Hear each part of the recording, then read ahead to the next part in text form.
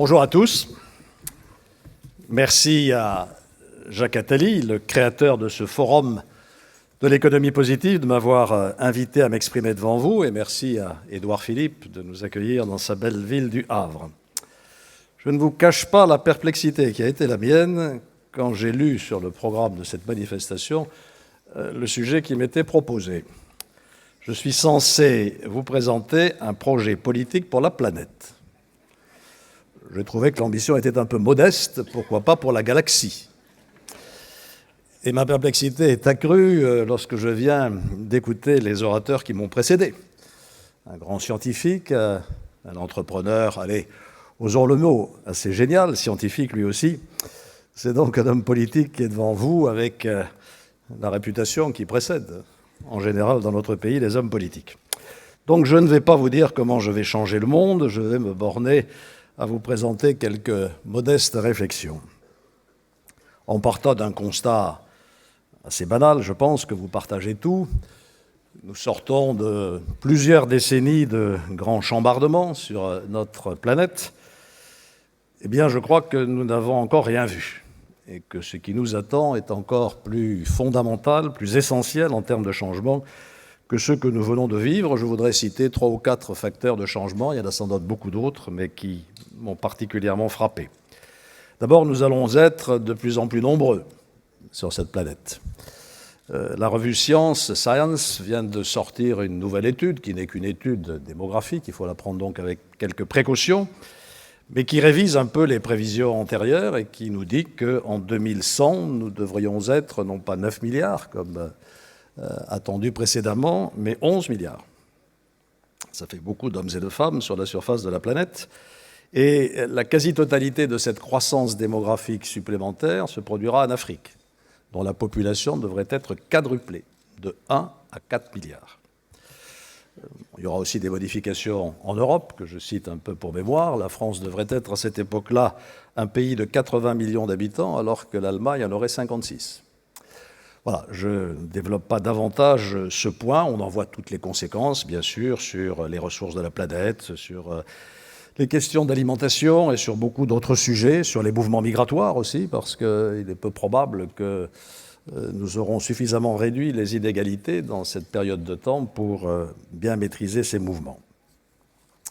Deuxième facteur de changement, et là il est peut-être pas très utile de s'y attarder, le réchauffement climatique. Le dernier rapport du GIEC là-dessus est tout à fait éloquent.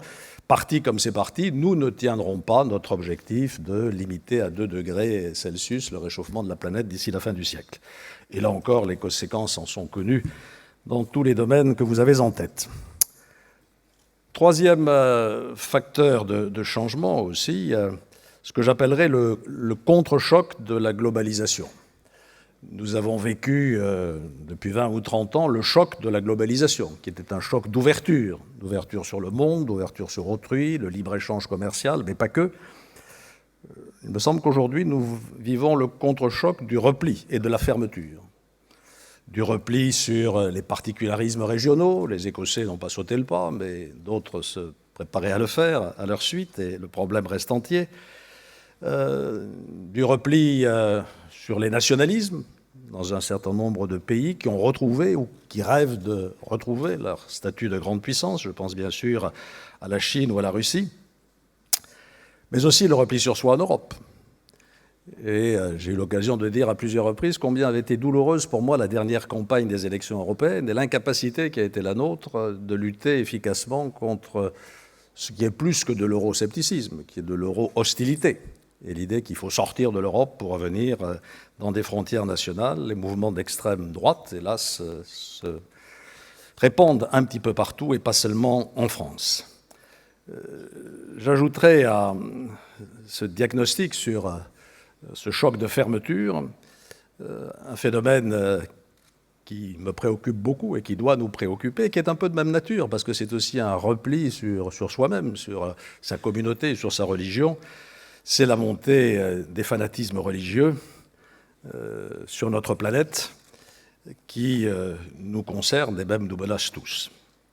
Et puis enfin, quatrième facteur de progrès, c'est plus banal bien sûr, Le progrès scientifique et technique, avec toutes ses ambivalences, et après avoir écouté Gunther Pauli, je me dis que ce progrès, il n'est pas exclusivement numérique, mais que les possibilités de création, d'inventivité sont immenses un peu dans tous les secteurs, dès lors qu'on les aborde en termes d'action, de concrétisation, pour parler d'un mauvais français, d'implémentation. Voilà ce bref diagnostic. Alors, que fait-on ? Et qu'est-ce qu'un politique peut se proposer de faire? Quels sont les engagements qu'il peut prendre pour essayer de relever ces défis qui sont tous ambivalents, parce que tous les phénomènes que j'ai indiqués, à part peut-être le réchauffement climatique, peuvent être considérés comme ambivalents.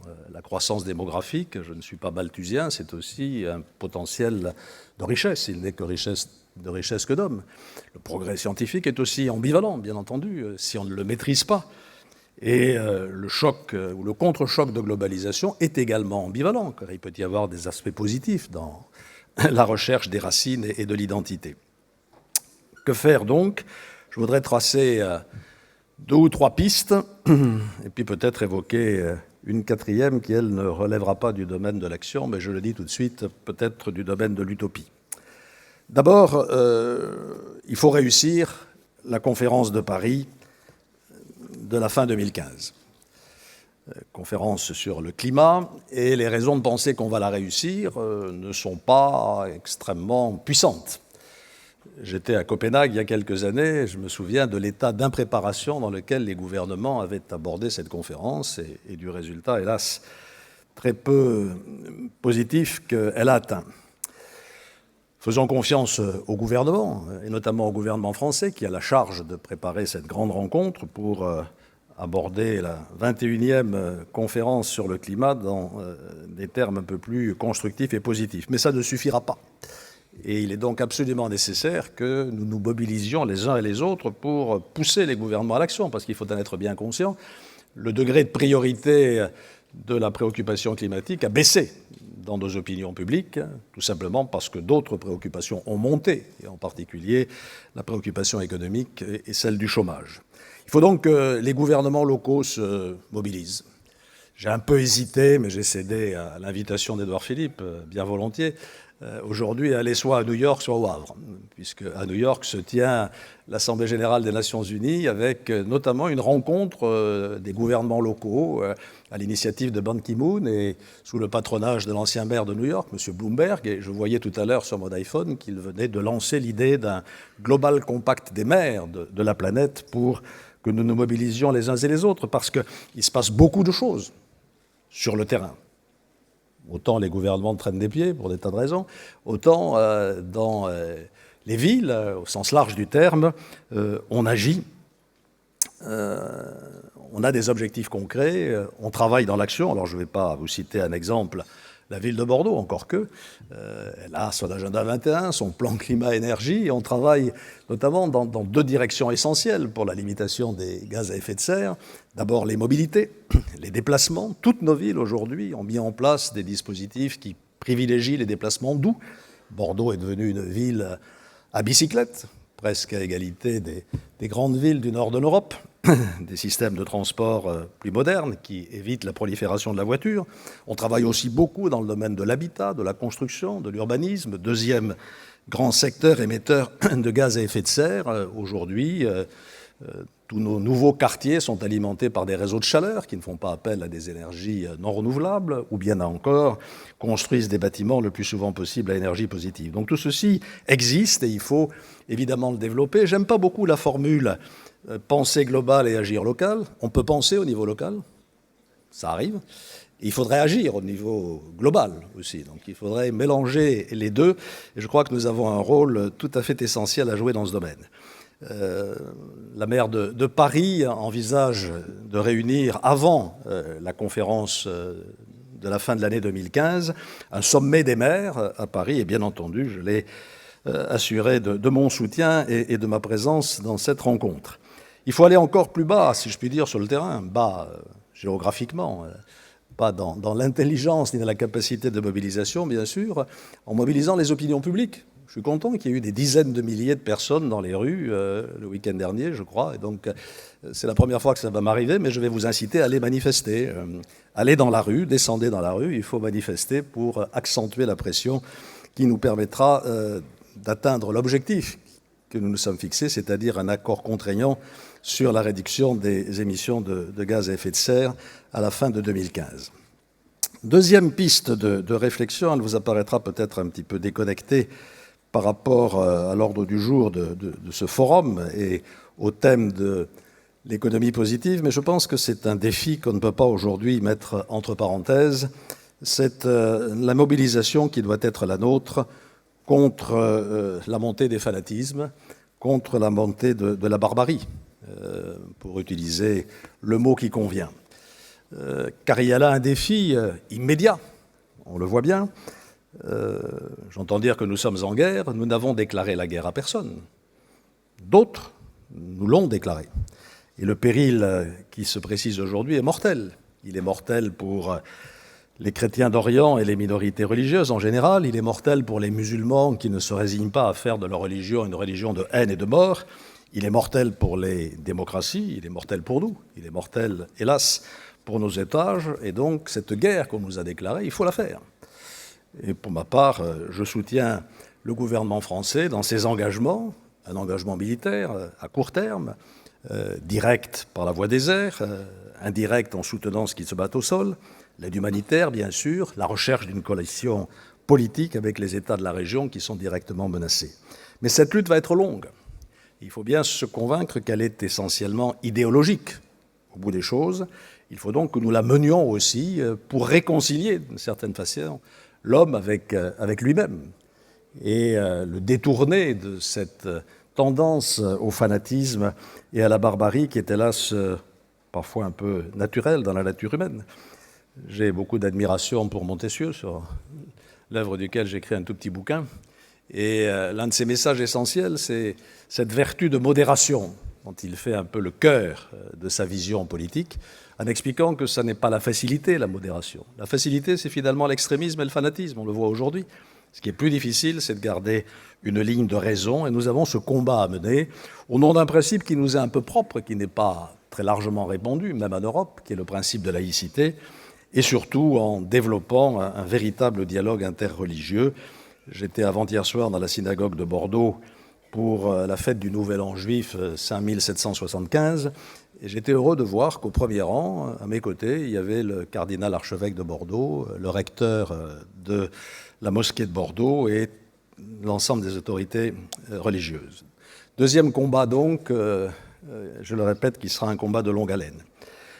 Troisième piste de travail et de réflexion, tout à fait différente, je le concède, il faut que nous refassions de notre Europe le territoire d'une nouvelle croissance. Je ne me résigne pas à entendre dire ou à lire ici ou là que l'Europe est condamnée à une forme de stagnation, qu'elle ne retrouvera pas le chemin de la croissance, avec évidemment des bonheurs divers selon les pays qui la constituent. Nous avons besoin d'une nouvelle croissance en Europe, parce que sans croissance, il n'y aura pas de succès réel contre le chômage, il n'y aura pas non plus de rééquilibrage de nos comptes publics et de réduction de nos déficits. Alors, une fois qu'on a dit ça, les chemins de la croissance sont difficiles à explorer. Ils reposent d'abord sur quelque chose qui est une alchimie difficile à créer et qui est la confiance. Mais il y a aussi des politiques concrètes à mener, politique monétaire, celle qui est menée aujourd'hui par la Banque centrale est intelligente, des réformes structurelles, bien sûr, une plus grande intégration de la zone euro, en se mettant bien en tête que cette croissance, ça ne sera pas la même que celle que nous avons connue pendant les 30 Glorieuses, pas si lointaine. C'est une nouvelle croissance qu'il nous faut inventer et que je caractériserai par 3 termes, la sobriété, la circularité et l'innovation. La sobriété, on peut imaginer une forme de croissance qui soit moins consommatrice des ressources rares. Sur la circularité, Gunther Pauli a tout dit. Nous sortons d'un monde de gaspillage, allons vers un monde de recyclage, et on voit que le progrès scientifique dans ce domaine n'a pas de limite finalement. Et puis l'innovation, précisément, le numérique, mais aussi beaucoup d'autres pistes. Et j'étais très impressionné de voir que dans des technologies qui peuvent paraître plus modestes sur le plan scientifique, eh bien, les possibilités de progrès sont tout à fait considérables. Enfin, dernier point, je disais 3 pistes d'action, parce que je partage aussi le sentiment de Gunther Pauli, c'est qu'il faut être dans l'action et pas simplement dans la parole. Le 4e thème, il est peut-être plus dans la parole que dans l'action. Nous avons de temps en temps besoin d'utopie. Il m'est arrivé de le dire quand je me faisais taxer de naïveté, notamment sur la possibilité de redonner un sens au projet européen. On me disait, mais qui y croit ? Qui croit encore aujourd'hui à l'Europe puissance, à l'Europe politique ? Et je répondais, ben voilà, on a besoin parfois d'avoir une part d'utopie en soi-même pour avancer. Et cette utopie, elle est, je crois, au cœur aussi de la réflexion du Forum pour l'économie positive et des travaux que Jacques Attali a longtemps menés. Irons-nous un jour vers une gouvernance mondiale ? On voit bien la nécessité de ne pas laisser tomber ce rêve.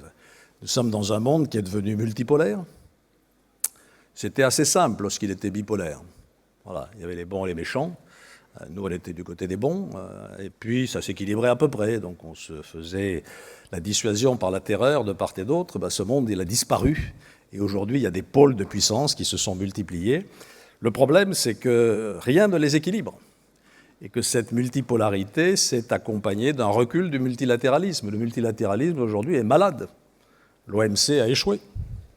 Et on voit se substituer à cette ambition d'une organisation mondiale du commerce, et bien des accords bilatéraux qui, parfois, sont concurrents ou s'annulent les uns les autres.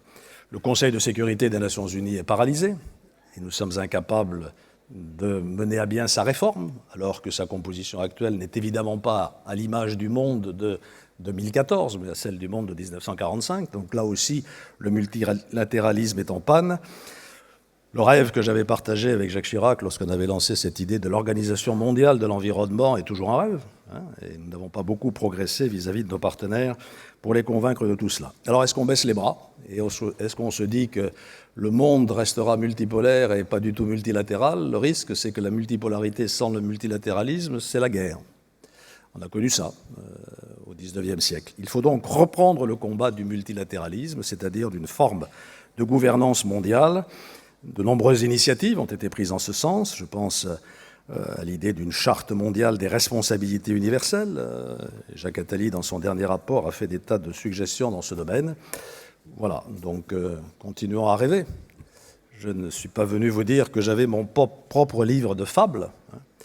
Pour un homme politique, raconter des fables, c'est pas terrible. Donc je pense qu'il faut que nous soyons dans l'action, mais que nous ayons aussi parfois une perspective plus ambitieuse qui nous mobilise sur le long terme. C'est aussi un des messages, je crois, du Forum de l'économie positive. Ne nous laissons pas arrêter par la difficulté du quotidien. Essayons de voir loin et d'agir, de penser et d'agir sur le long terme. Je vous remercie de votre attention.